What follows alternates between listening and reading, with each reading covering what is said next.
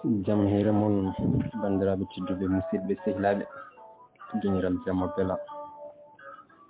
yo Allah yurmo musidɗo men Jalle Siya Foɗum. En garti ha hande e iwde fulɓe nder deftere mawɗo men professeur Aboubacry Moussa Lam wirende fulɓe guila heeli e yoyo ha Fouta. Ha hande gonɗen koye haalullaji ɗi won anduɓe bindi ene kaala e iwde fulɓe. Joni noon ɗo garten koye mawɗo men Amadou Hampate Ba e Germaine Dieterlen 1966 e windande ɓe ndendi hitande 1966 Amadou Hampate Ba e Germaine Dieterlen nangi kañumen ko fulɓe ummi koye Sahara ko toon ɓe kodno ha yoro riwiɓe toon telliniɓe nokkuji kedɗi wargo Sahara. Nate tawade won kaaƴe Sahara ene ciftini ko heewi e aadaji fulɓe e nesuji mumen walla ni gueɗe e birnide mumen. ɗum Amadou Hampate Ba ganduɗo fulɓe no feewi ha tengti noon e birnide mumen ko darde seltiji o darino saabu gandal makko holliri ɗum ko alda e luural. kono ɗon e miijo wonde pullo ummi ko Sahara tan deeƴa hay hakkille. Goo ko adi ko foof gueɗe pinal nayinkoje ngal Sahara wona e fulɓe tan keddi, misiranaɓe hanki ina doni hen ko leƴƴi goɗɗi dande maayo Nil doni hen ni. ɗiɗi so tawi no fulɓe iw Sahara tan gari hirnangue Afrique ene yonno ɓe keddore e pinal mabɓe ñeñal natgol e cenkugol pinal nayinkoɓe joguinogal, kono ala ɗum majju ha laaɓi. Tati fulɓe kaali to gendi mumen gadidi wonno sifa ndin gendi nawrani Sahara haydara. Ndeke noon hay sinno fulɓe ndewi Sahara firtani ko toon tan ɓe peeri ɓe gari hirnangue Afrique. Nayi won gueɗe kewɗe ɗe fulɓe ndendi e misiranaɓe hanki ɗe mbawa ummarade Sahara saabu ɗe jibina koye dande maayo Nil ngo, wayno Jaale, Jambe, Calambi, inɗe nokkuji gueɗe patuɗi e comci inɗe nayyi. ɗeɗo gueɗe foof paggade caggal nde yoro riwi leƴƴi Sahara tellini ɗumen e dande maayo Nil, misiranaɓe hanki jiidi ɗumen kay fulɓe. So tawi noon sellata fergo fulɓe ummarade Sahara ma en dutton hen. Joyi yentude ɗum Amadou Hampate Ba e hoore mum ina addani en tindol walla dartol ngol jangguintenoɓe seltigagal tindenteno. Ngol tindol ina sifi sifa heeli e yoyo gendi fulɓe haade mumen sarodirde e nder dongre Afrique nde. Ngol tindol waɗi ndin gendi koye dande maayo Nil wona e nder Sahara, ma en dutto hen. Ndeke noon e jiilaw iwde fulɓe Sahara ittani to ha laaɓi. Joni garen e Zancier Canal 1969. Siré Canal wi so tawi ko million ngaji 4 feccere fulɓe jillodirɓe e ɓaleɓe sariɓe leyɗele Afrique ɓe ɓen ceerani e ɓaleɓe heddiɓe. So tawi noon ko fulɓe ɓe jillani haydara ɓe mahiɓe aadaji taniraɓe mumen ɓen ina ceeri e ɓaleɓe hirnangue Afrique ɓe saabu mbadi mabɓe ɓuri moƴƴude e mbadiji ɓen te kadi kamɓe ɓuuri judde darɗe e sewde terɗe.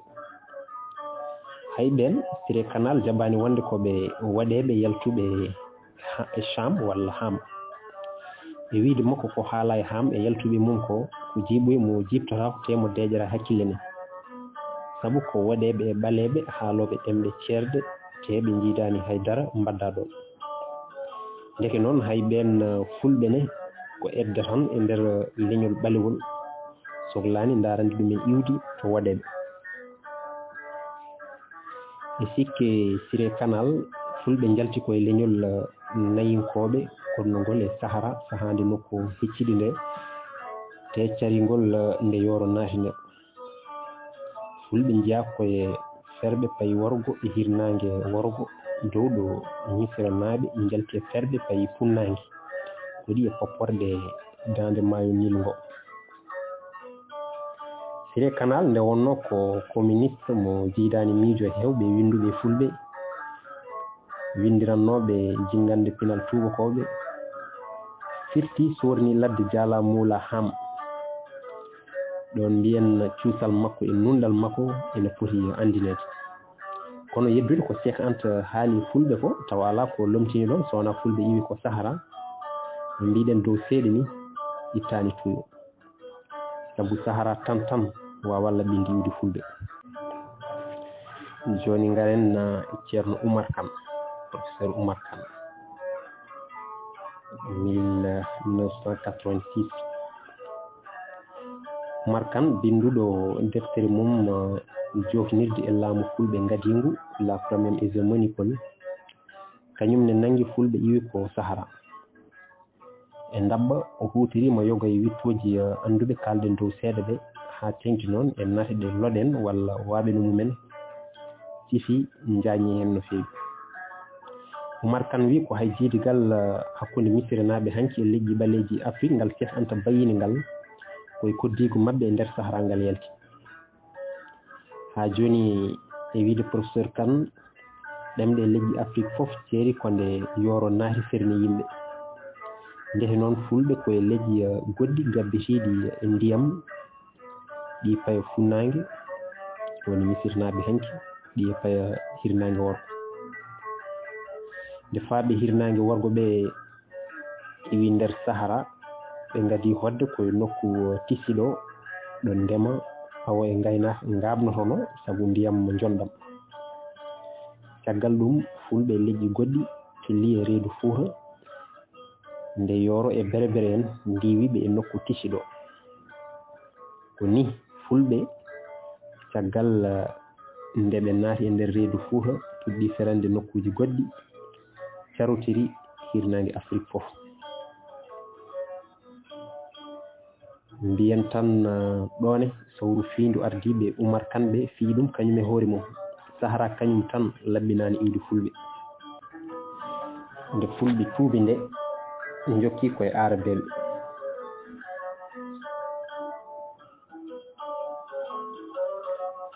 Ko fulɓe kaali iwde mumen nde tuubi nde Maurice Delafosse waɗi hen windande wadde fayida. Les traditions musulmanes relatives à l'origine des Peuls. E wiide Delafosse te islam jaali e nder fulɓe te ɗum ɓooyani no feewi fulɓe iti waylude askuji mumen ɓoyɗi jokka taniraɓe mumen ɓurɓe darjude e galle nulaɗo Allah Muhammad walla e sahabaɓe mum walla wallidiɓe mum no leƴƴi goɗɗi tuubɗi mbaɗiri ni ko ni asko heeso hewngo ɓayre tafira gon asko taaɓi duuɓi temedde walla ujunaje artiri iwde fulɓe e nder tema adande fergo nulaɗo mawɗo fergo yahuɗen walla sirinaɓe ummorinoɓe Sinayi teɓe ganduɗa koye mumen jaogo en jalti on keccuɗo yonta annabi Isa ko juuti watta ko goto arabi mbiyeteɗo Ugbatu gurnoɗo e saaha mo kono julɓe gadango natata Afrique kono tawilaji kawrani e hol on Ugbatu ɗi hen mbi ko Ugbatu ben Yasin ɗi mbi ko Ugbatu ben Amir dow ɗi keddiɗi ɗi mbi ko Ugbatu ben Naafi woni ke gandaɗo no feewi gurnoɗo e jamanu Ummayaden. Ko Delafosse haali ko ina woodi sabu won asku fulɓe goto ngo gaden roɓidino ko ni lewruyi. Ugbatu ben Amir on jibini Deeto jibini Ruruba. Deeto jibini Yaaba Deeto on jibini Yasin Yaaba on jibini Ubba Yasin on jibini Makam Ubba jibini Bodowal Makama jibini Mbolu Makama jibini Jalika Makama on jibini Sangre jibini Sedelje Sangre jibini Sadiki jibini Jaaji jibini Yaladi ñalade jibine ilo asko ngo ko Ugbatu Ben Amir waɗi tanum fulɓe kono wiide Mouhamadou Bello on Ugbatu wawa wonde tanum fulɓe sabu sahudini koye ñalawma yamama e kalifagal Aboubacry Sidiki tawi konuji diine natani siri taw misira haalaka dabba ɗum firti ko natani Afrique sako o reso toon no hawjibine jogorɓe wontoyde fulɓe ɓe ene foti siftinede ko on Ugbatu wiya resi debbo goto ɓalejo jeeyaɗo e leñol wokkori en woni soninkoɓe walla mandinkoɓe o dañji mum ɓiɓɓe nayo jogorɓe yaltinde cuuɗi nayyi fulɓe ɗi ko wayno Ba Bari Diallo e Sow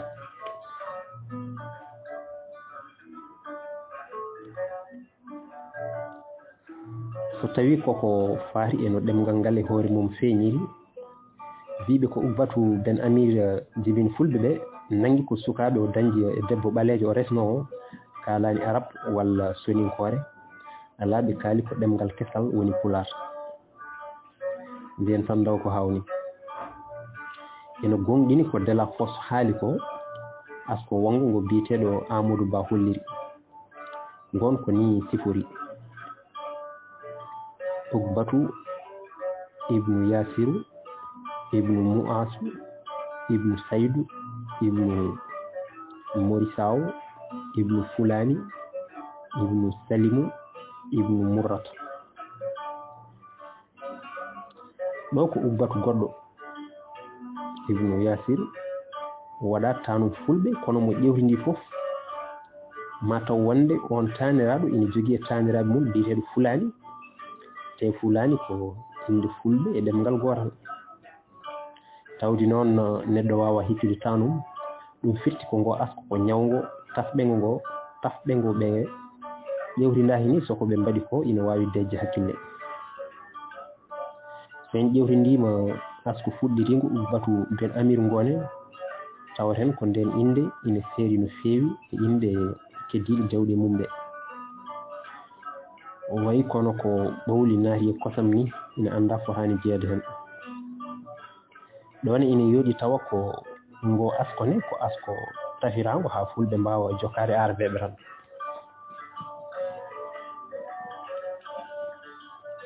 won askoji goɗɗi biiɗi fulɓe jalti koye Bilali ɓalejo goto ɓadinoɗo lulaɗo ɗum foof dey ha fulɓe ɓeydo ɓadade diine islam tan so tawi nelaɗo ɗeeɓi towde no feewi Bilali kam ina fota webde ballade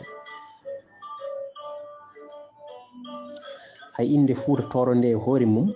woni sernaɓe fulɓe etiɓe jokkude nde e ɗemgal arab wonde ko fawqat ɗur e wiide mabɓe Fuuta Tooro firtata ko caggal ɗur ɗur woni hayre wotere e nder jeerede Sahara kono ngon miijo Seydou Kane Moustapha Boli firti ɗum sorni ladde haade mum ruttade joomum ɗo mbiyen ko enene makko jiidi famamuyo ɗum wawi wonde tan ko golle sernaɓe hannuɓe lamɗam yinnoɓe artirde gueɗe fulɓe foof e arabeɓe ɓe jejjiti kay ko ɓen foof ɓurno sattude kefaragal ndeke noon fulɓe potani hestirde hanki mumen ha ko woni eto darde taniraɓe arabeɓe hade fulɓe tubde ko askoji goɗɗi joguino ɗum noon ko ñande wonde so Allah jaaɓi ma en gartoy hen e windande wotere nde Amadou Hampate Ba windi en 1966 des fulɓe du Mali et de leur culture ɗum noon bandiraɓe tedduɓe e musidɓe sehilaɓe ko ɗo karten ha ñande wonde so Allah jaaɓi garten e bindande mawɗo men Amadou Hampate Ba garten kadi holko haala e heeli e yoyo holto wonno ɗum noon Allah jarama on jarama